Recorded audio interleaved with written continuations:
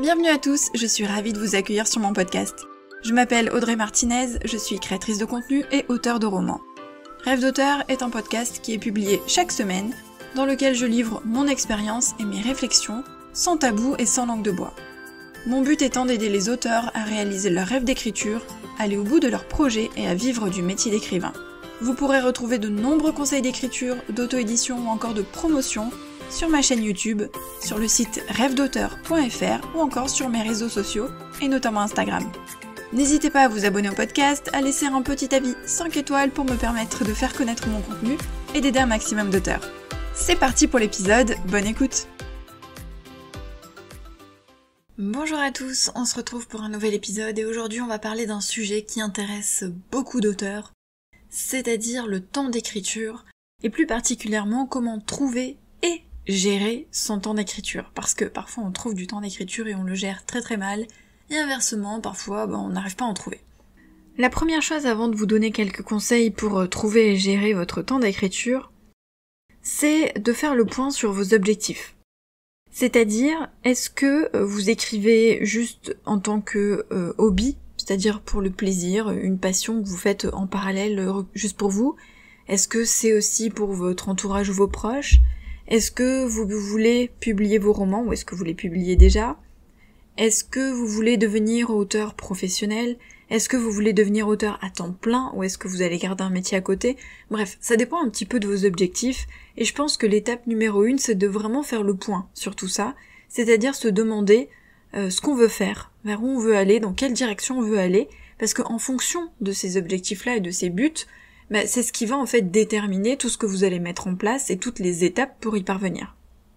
Moi je vais partir du principe que vous voulez devenir auteur professionnel et pourquoi pas, sur du moyen ou du long terme, devenir auteur professionnel à temps plein. Mais en gros, c'est-à-dire vraiment publier vos romans, avoir envie de créer une communauté, de faire connaître vos livres, de les faire connaître au plus grand nombre, vraiment avoir une attitude d'auteur professionnel, que ce soit votre activité principale ou secondaire, avec peut-être l'objectif que ça devienne votre activité principale et que vous soyez vraiment auteur professionnel à temps plein. Alors maintenant que vous avez déterminé que oui, vous voulez devenir auteur professionnel et que donc vous avez besoin de temps pour écrire, il y a 2 choses à savoir. La première, c'est que peut-être que pour le moment vous avez un autre emploi à côté. Dans ce cas-là, votre difficulté c'est donc de trouver du temps d'écriture parce que quand on a un autre emploi à côté, quand on a peut-être aussi une vie sociale, une vie familiale, des enfants ou autre, forcément c'est plus difficile de trouver du temps. On est quasiment tous passés par là, je pense, certains y sont encore même, c'est que il faut réussir en fait à mener plusieurs métiers de front. Parce que être auteur c'est un métier, être auteur indépendant encore plus, puisque en plus d'être auteur on est éditeur, mais on s'occupe aussi de tout ce qu'il y a autour, de toute la promotion, de la gestion de ses réseaux sociaux, de son site internet, etc. Donc au-delà du métier d'auteur, au-delà du métier d'éditeur, on a encore bien d'autres casquettes, puisqu'on peut devenir graphiste si on fait ses couvertures, on peut devenir community manager si on gère ses réseaux sociaux, on peut devenir webmaster si on gère son site internet, bref, on se retrouve avec une multitude de métiers différents. Même si on les fait pour soi et pour son entreprise, malgré tout, ce sont des métiers différents et des personnes sont formées et font ça à temps plein. C'est-à-dire que nous, on va devoir mener plusieurs métiers en même temps alors que nos journées ne s'allègent pas du tout. Donc ça, c'est la première étape, c'est trouver du temps alors qu'on a déjà un autre métier à côté et c'est pas forcément évident. Et ensuite, si vous êtes peut-être déjà auteur à temps plein, ou si vous avez un métier qui ne vous prend pas trop de temps, vous arrivez à vous dégager pas mal de temps, imaginons vous êtes célibataire, vous travaillez 35 heures par semaine, et vous avez tous vos week-ends, toutes vos soirées, bref, vous avez du temps, il faut quand même réussir à le gérer, parce que c'est pas parce qu'on sait dégager un créneau d'écriture qu'on va être efficace. Donc, qu'importe votre situation, dans tous les cas, certains des conseils vont pouvoir vous servir, et peut-être que tous vont vous servir, ça dépend vraiment de ce qui vous pose problème et de votre situation actuelle, mais dans tous les cas, dites-vous que il y a des difficultés dans toutes les situations. Même quand on est auteur à temps plein, il y a des difficultés parce que on peut se laisser largement envahir par tout le reste. Plus on a de temps, finalement, plus on en perd. Et je vous l'assure que c'est vrai, parce que pour avoir testé les 2 situations, je m'en suis rendu compte, plus on a de temps, plus on procrastine, plus on fait autre chose, ou plus on étale, c'est-à-dire on met beaucoup plus de temps pour faire une tâche alors qu'avant on aurait mis beaucoup moins de temps, donc c'est assez impressionnant. Mais bref, la gestion du temps finalement, c'est vraiment un point complexe, qu'importe sa situation. Donc aujourd'hui je vous ai dégagé 7 conseils pour pouvoir trouver et gérer son temps d'écriture.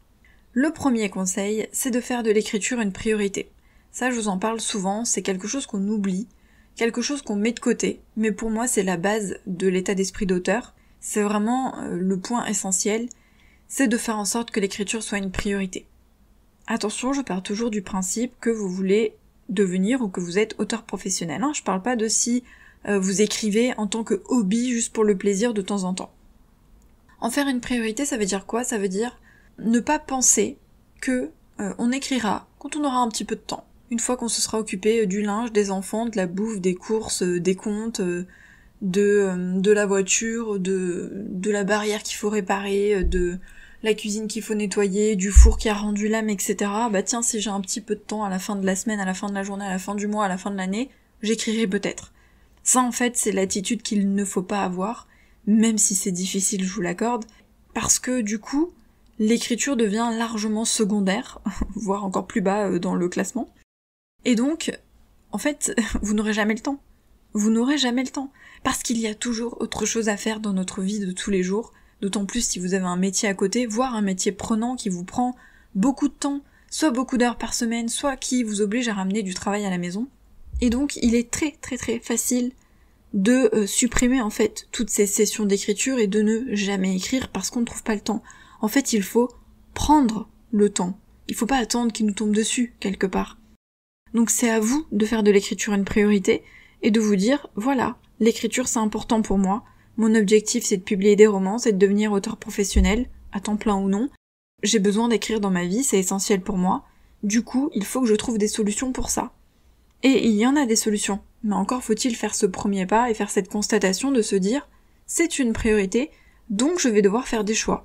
Et vous allez devoir faire des sacrifices, mais ça c'est obligatoire.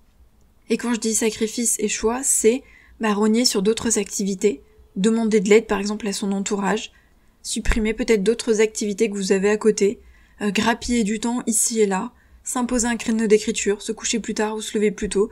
Bref, il y a plein de solutions, je vais pas revenir dessus. J'ai fait une vidéo à ce sujet sur ma chaîne YouTube, donc je vous invite à aller la regarder. Mais faire de l'écriture une priorité, ça vous permet d'écrire, tout simplement, de dégager des créneaux pour écrire, des créneaux réguliers idéalement, mais oui, ça demande des choix, de l'investissement, des sacrifices, et c'est normal. Deuxième conseil, et je viens un petit peu de l'aborder, c'est d'avoir un créneau d'écriture ou un planning. Alors, vous allez me dire, mais elle se fout de nous celle-là, vu qu'elle nous dit tout le temps qu'elle n'a pas de routine d'écriture ni de créneau d'écriture. C'est vrai, moi j'en ai pas, j'en ai jamais eu. J'ai déjà essayé d'écrire par exemple tous les matins pendant un mois, ce genre de choses. Je l'ai fait pas l'année dernière, l'année d'avant. Et ça a marché, mais c'est pas mon truc. C'est pas mon truc, j'ai essayé pour essayer quoi, parce que vous le savez, je vous le dis tout le temps, c'est important de tester. Et c'était pour le camp nano de juillet. Du coup je m'étais dit bon allez, je tente, et donc tous les jours j'écrivais à un créneau plus ou moins fixe, c'est-à-dire quasiment à la même heure. Mais ouais, c'est vraiment pas mon truc, du coup, je l'ai même fait 2 fois. Oui, je l'ai fait 2 fois. Une fois le matin et l'autre fois c'était l'après-midi. Mais enfin bref. Tout ça pour dire que moi avoir un truc fixe comme ça, avec une obligation, c'est pas mon truc. J'y vais au feeling, vous le savez, et quand je suis en phase d'écriture, je suis assez régulière, donc j'en ai pas besoin en fait. Si je vous en parle aujourd'hui, c'est parce que si vous avez du mal à trouver et à dégager du temps pour écrire, forcément avoir un créneau ça va vous aider. Moi je ne le fais pas parce que j'ai pas de mal à trouver du temps pour écrire et j'ai pas du mal à écrire, même quand je travaillais à côté. Mais si c'est quelque chose qui vous pose problème, faut trouver des solutions, et l'une des solutions c'est d'avoir un créneau d'écriture. Ou un planning assez fixe. Par exemple, cette semaine j'ai 3 sessions d'écriture, elles sont pas forcément le matin, elles sont pas forcément le même jour que la semaine précédente, ce genre de choses. C'est pour ça que je vous dis un planning, parce que ça dépend de votre organisation. Peut-être que vous avez des horaires changeants. C'est-à-dire que parfois vous travaillez de matin, parfois l'après-midi, parfois le soir, ça dépend de votre métier. Dans ce cas-là, vous pouvez pas avoir les mêmes créneaux d'écriture toutes les semaines. Mais vous pouvez vous dire, j'ai 3 créneaux dans la semaine. Peut-être que pendant une semaine ce sera le matin, peut-être que la semaine d'après ce sera le soir, ça dépend vraiment de votre situation. mais c'est important d'avoir des créneaux si vous avez du mal à dégager du temps. C'est en fait un rendez-vous que vous prenez avec vous-même, un rendez-vous que vous prenez avec vos romans et vos personnages. Le plus dur, c'est de s'y tenir. Déjà, il faut faire le point sur votre planning, faire le point sur votre emploi du temps, faire des sacrifices pour dégager du temps, inscrire les créneaux dans votre emploi du temps, et ensuite s'y tenir. Parce que c'est facile de faire sauter un créneau, mais c'est facile d'en faire sauter 2, et puis 3, et puis 4, et puis au final on n'écrit pas. Donc oui, on peut en faire sauter un de temps en temps, ça peut arriver parce que la vie, on n'a pas toujours le choix. Idéalement, faudrait le décaler, comme ça évite de faire vraiment sauter sa session. Mais bon, ça peut arriver. Mais l'idée, c'est de pas les faire toutes sauter, sinon ça n'a aucun intérêt d'avoir des créneaux d'écriture. Mais avoir des créneaux, ça peut vraiment vous débloquer. En revanche, il faut qu'ils soient adaptés à votre emploi du temps, à votre style de vie. Si vous vous mettez des créneaux tous les matins alors que vous êtes absolument pas du matin, que c'est toujours la course, et que vous pouvez pas vous lever plus tôt, ce genre de choses, vous allez pas les tenir, vos créneaux, ça sert à rien. Il faut les imbriquer à des moments où ça va marcher pour vous. Troisième conseil, c'est de prévenir ses proches et son entourage. Il faut en faire une affaire d'État, entre guillemets.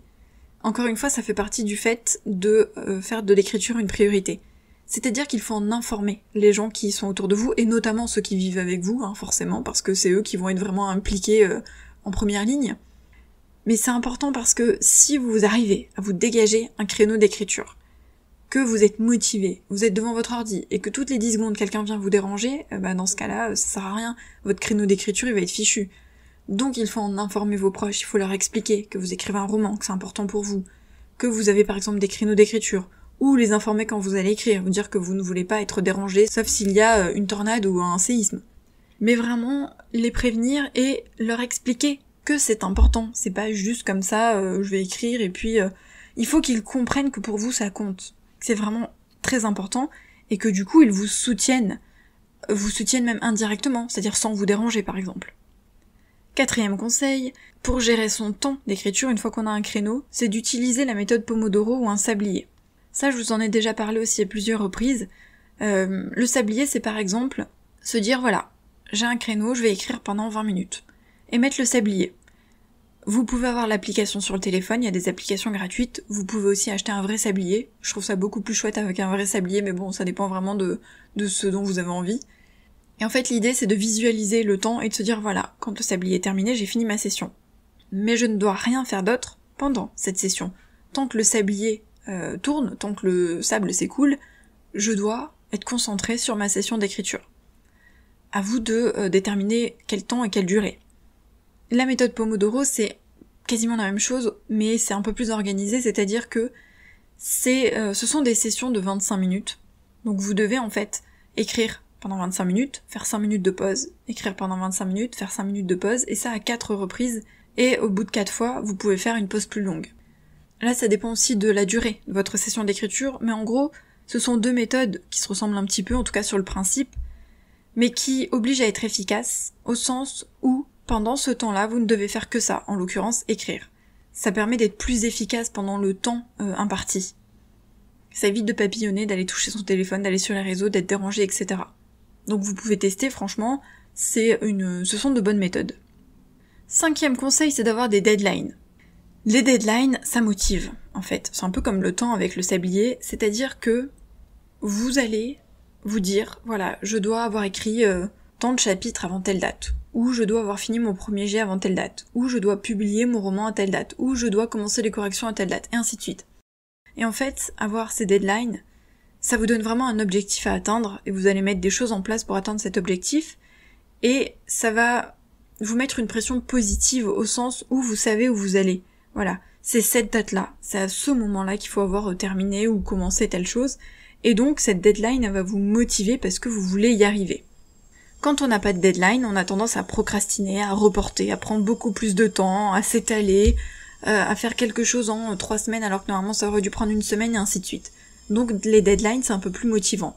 Attention, on prend une deadline réaliste, adaptée à sa vie, à son emploi du temps, parce que si on a une deadline trop courte, trop compliquée, ou au contraire trop lointaine, qui ne sert à rien parce qu'elle est tellement loin que du coup on n'arrive pas à vraiment se fixer cet objectif, ça ne sert à rien, donc il faut vraiment que la deadline soit efficace, on va dire, adaptée à sa vie et motivante. 6e conseil pour être efficace pendant sa session d'écriture, c'est de la préparer à l'avance.